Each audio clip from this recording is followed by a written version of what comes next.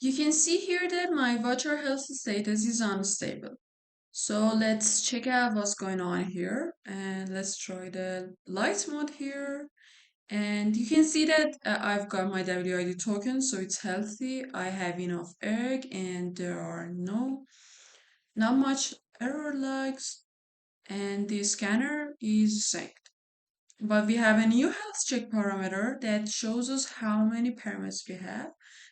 As I told before, permits allows us concurrently reporting bridge-related events.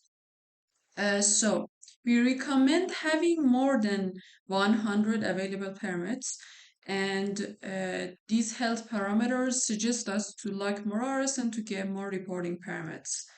Unless my voucher may stop working correctly soon.